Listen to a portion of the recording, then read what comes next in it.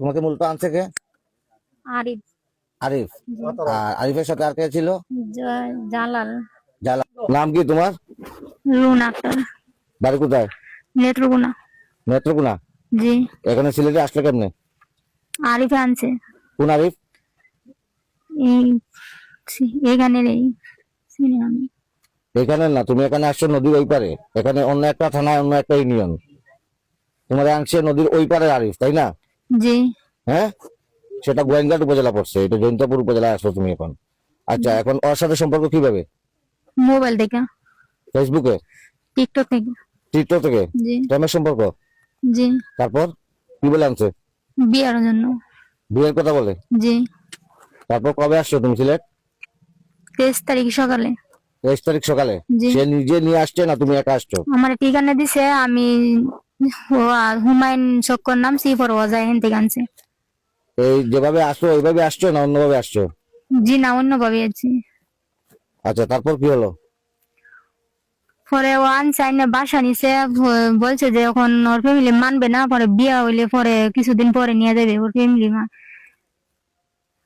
তারপর তারপর বাসা নিচে নিয়ে একসাথে থাকছে।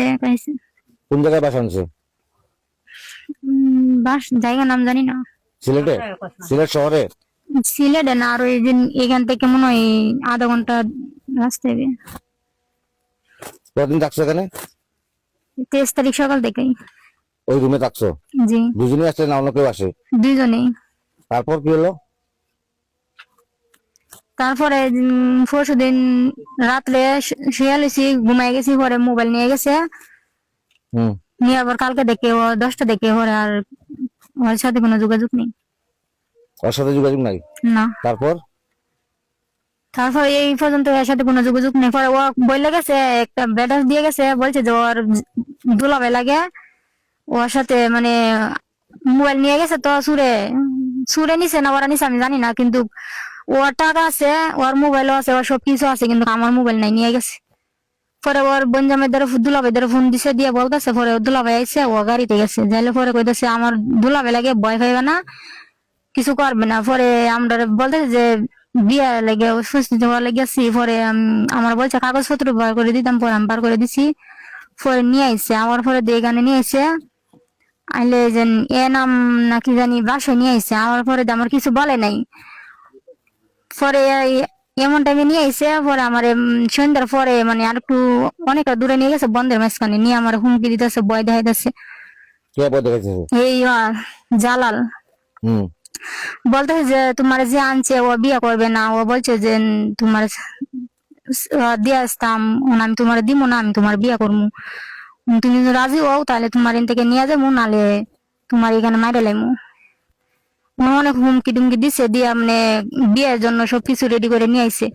পরে আমি বয়ে বসাতে রাজি হয়েছি, রাজি হয়ে বাসা গেছি, বাসা থেকে পরে আমি ফালাইয়া পরে পাশের বাড়ি গেছি, পাশের বাড়ি থেকে পরে কি জানি বাড়ি বাইয়ের নাম, ওদের বাড়িতে গেছি। পরে বাইরের কাছে আমি হাত জোর করছি, পাহাড়টা ধরে মানে জীবন জীবন রাখা হয়েছে। মানে ওই বাড়িতে তুমি আশ্রয় নিছো? জি। প্রথমে কোনো অন্য কোনো বাড়িতে আশ্রয় নিছিলে? জি না, তারা দিছে? জি না, পাড়ায় দেয় না, একটা আন্টির বাসা গেছি, পরে এখানে শুধু আন্টি, পরে আন্টি বলতেছে যে আমার তো ছেলে নাই, তাহলে যে আমার একটা ছেলে আছে, এই বাসা নিয়ে যাই। পরে এখানে নিয়ে গেছে। ওই বাসায় নিয়ে আসছে? জি। তারপর? তারপরে যে রাত্রে আবার আমি ফলে লেছি, পরে ওরা গেছে, মানে ওরা 10-15 জন গেছে, মানে জোর করে নিয়ে আসবে, পরে বাইরে দিতেছে না, আমি আসতাম না, বাইরেও দিতেছে না দেওয়ার লেগা। পরে অনেক জোরাজুরি করছে আনা লেগা, পরে দেয় নাই, না দিলে পরে আবার রাত্রে মানে অনেকগুলা মানুষ গেছে যায়, মানে ঘরের ভিতরে ঘরের বাহির দিয়ে মানে। ওকা। আসসালামু আলাইকুম। এই মেয়েটার বাড়ি হয়েছে নেত্রকোনা। গত কালকে মাগরিব এর সাথে সাথে আমাদের গ্রামের এক বাড়ির আইয়া ওখানে উঠছে। ওঠার পর আমরা এই পুলিটারে খুব সম্মান ইজ্জতর সাথে আমরা রাখছি, রাখিয়া এখন আজকে বা ওই মুহূর্তে তার ফুড়ির আত্মীয়, মামা, আপন মামি, গার্জেন আইসে, নানি আইসে, এরার সাথে আমরা সাংবাদিক সাহেব সহ এলাকার মুরব্বী প্রবীণ অথবা ইয়ম জেনারেটর যারা সব আমরা মিলিত হইয়া একমত হইয়া এই গার্জিয়ানদের সাথে সমঝাইয়া আমরা দিলাম। এই মেয়েটা গতকালকে রাত মারিবর আগে আইছে, কোন জায়গা তখন আইছে, আওয়ার পরে কয়েকটা পয়েন্টে লইয়া আইছেন। আওয়ার পরে ফুড়িটারে মনে করো অনেক ইয়ে করার কারণে ফুড়িটা আশ্রয় লইছে কি আমাদের গ্রামে, আমাদের একটা বাতিজার গড় আশ্রয় লওয়ার পরে আমরা গ্রামবাসী খবরান্তর পাইয়া আমরা ফুড়িটারে খুব যত্নের সাথে রাখছি, খুব আশ্রয় করিয়া খুব ইয়ের সাথে রাখিয়া। আর ফুড়িটারে এখন পর্যন্ত তার মনে করো আত্মীয় স্বজন আইসুন, মামা আইসুন, অথচ মামি আইসুন, আপন মামা আপন মামি আর নানি আইসুন।